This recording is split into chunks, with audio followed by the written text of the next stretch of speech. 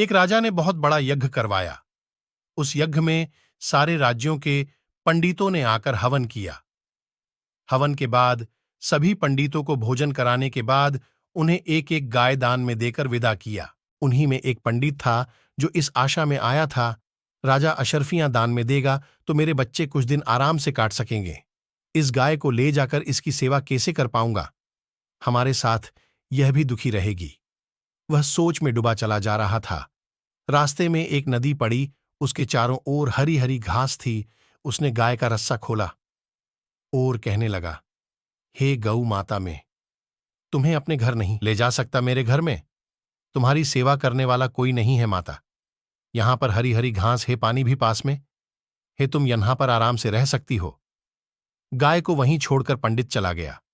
गाय उसे जाते देखती रही, पर वह क्या कर सकती थी? वह नदी के किनारे पर रहने लगी।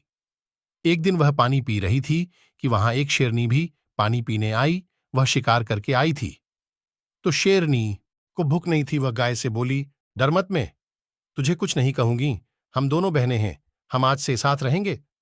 और वह साथ में रहने लगी। पर गाय जानती थी, जिस दिन इसे शिकार नहीं मिला तो यह उसी दिन मुझे मारकर खा लेगी। दिन बीतते रहे। शेरनी ने एक शावक को जन्म दिया और गाय ने बछड़े को। वह दोनों भी साथ खेलते, साथ ही गाय का दूध पीते। गाय ने अपना थोड़ा सा दूध किसी टूटे बर्तन में निकालकर बछड़े से कहा, इसे कहीं ढक कर रख दो, जिस दिन यह दूध फट जाए तो समझ लेना तुम्हारी मौसी ने मुझे मारकर खा लिया है और तुम भी यहां से दूर चले जाना। जब भी गाय को देर होती, बछड़ा दूध को देख लेता था। गाय को देर होते देखकर बछड़े ने जाकर दूध देखा। दूध फट चुका था। वह डर गया और बछड़ा रोने लगा। उसे रोते देख शेर ने रोने का कारण पूछा तो बछड़े ने शेर को पूरा किस्सा बताया। शेर ने कहा, तुम डरो नहीं, वो तुम्हारी ही मां नहीं थी। मैंने भी दूध पिया है तो वह मेरी भी मां थी। सामने से शेरनी आते हुए दिखी। उसके मुंह में बड़ा सा मांस का टुकड़ा था। शेर ने पूछा, मां मौसी क्यों नहीं आई? क्या ये मांस मौसी का है कहीं? तुमने मौसी को मार तो नहीं दिया? शेरनी बोली, यह खा ले, वो तेरी मौसी नहीं थी। एक शेर की मौसी गाय कैसे हो सकती है? शेर बोला, वह मेरी मौसी नहीं मां थी। तुमने सोचा भी कैसे मैं यह मांस खा लूंगा? तुमने उसे मारकर अच्छा नहीं किया। और बोलकर एक ही पजा मारकर शेरनी को मार दिया। फिर बैल से बोला, मां ने कहा था तो अब हम यहां नहीं रहेंगे, चलो कहीं दूर चलते हैं। दूसरी जगह आकर शेर ने बैल के लिए एक घंटी बनवाकर उसके गले में बांध दी। फिर कहा, कुछ भी परेशानी हुई तो इसे बजा देना, मैं चाहे कितना दूर हूं आ जाऊंगा। एक दिन शेर शिकार के लिए चला गया। बैल वहीं घास चर रहा था तो उधर से मुस्लिम बारात निकल रही थी।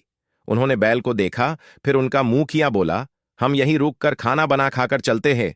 और उन्होंने बैल को मारकर खाना बनाया और खाने लगे। वहीं जमीन पर घंटी पड़ी थी। उनका एक बच्चा आया और घंटी को जोर जोर से बजाने लगा। शेर ने आवाज सुनी तो वह भागता हुआ आया। उसने देखा बैल तो नजर नहीं आ रहा है, घंटी बच्चा बजा रहा है। वह सब समझ गया। शेर को देख बाराती भागने लगे। शेर बोला, कोई नहीं भागेगा, सब बैठकर खाना खाओ, कोई भागा तो उसे मैं खा जाऊंगा। शेर को सामने देख कोई कैसे खा सकता है?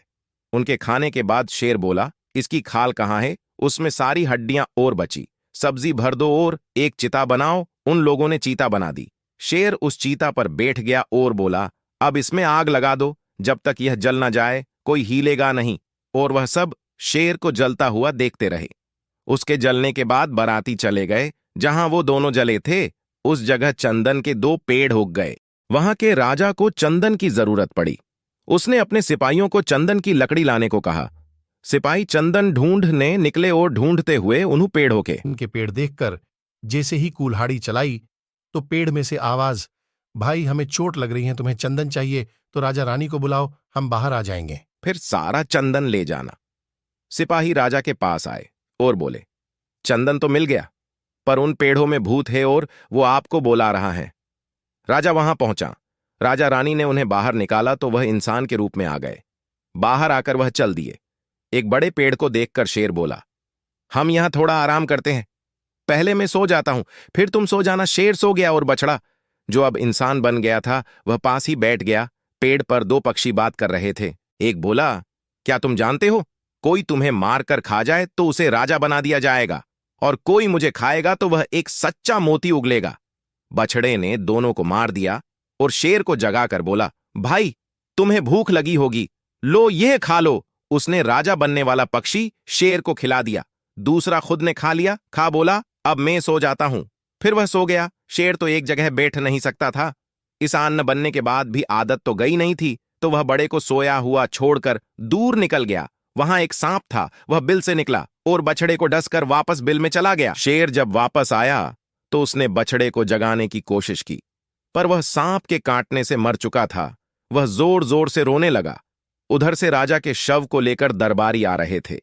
राजा के कोई सतान ना होने के कारण राजा ने कहा था, जो मेरे राज्य का ना हो और मेरे शव के सामने आ जाए तो उसे राजा बना देना। शेर को, जो अब इंसान था, सामने देखकर मंत्री ने उसे राजा बना दिया। पर शेर तो अपने भाई के वजह से पागल हो गया था। उसे कोई होश नहीं था। वह बस बछराज आजा मेरे भाई यही बोलता था। वह कहीं चला ना जाए, इसलिए उसे कमरे में बंद करके रखते थे। इधर एक साधु बाबा आए और बछड़े को देखा, फिर बोले, इसे तो सांप ने डस लिया है। साधु बाबा ने उसका जहर उतार दिया। बछड़े ने पूछा, बाबा मेरा भाई कहाँ है? बाबा ने कहा, तुम यहां अकेले थे, तुम सांप के काटने से बेहोश थे, तुम अपने भाई को नगर में ढूंढ लो। और बछड़ा नगर की तरफ चल दिया। नगर में आकर अपने भाई को ढूंढने लगा। उसके मुंह से मोती निकलते देख एक सेठ ने कहा, तुम मेरी दुकान पर काम करो, तुम्हारा भाई तुम्हें शायद वहीं मिल जाए। बछड़ा सेठ के साथ उसके घर आ गया, और जब उसके मुंह से मोती निकलता सेठ वो मोती अपने पास रख लेता था। एक दिन सेठ ने सोचा, जिस दिन इसका भाई आ गया तो ये सारे मोती ले जाएगा। सेठ ने बछड़े को ले जाकर कुएं में धक्का दे दिया। कुएं में गिरकर बछड़े ने एक सुंदर फूल का रूप ले लिया था। उस कुएं पर पानी लेने महल की दासी भी आती थी। उसने फूल को देखकर कहा, फूल तो बड़ा ही सुंदर है, इसे ले जाकर हमारे राजा को दूं तो वह खुश हो जाएंगे। हर वक्त बछराज बछराज बोलते हैं, और फूल राजा को देते ही वो अपने रूप में आ गया। दोनों भाई मिलकर खुश हुए। अब शेर का पागलपन ठीक हो गया था। उसने मंत्री से बोलकर एक और सिंहासन बनवाया। जब सेठ को पता लगा जिस भाई को वह ढूंढ रहा था वो तो राजा है, वह राजा के पास सारे मोती ले जाकर बोला, मुझे माफ कर दो। राजा ने कहा, यह मोती तुम ही रखो, तुम्हारी वजह से मेरा भाई मिला है। दोनों भाई हंसी खुशी से रहने लगे। आशा करती हूं ये कहानी आपको पसंद आई होगी। धन्यवाद।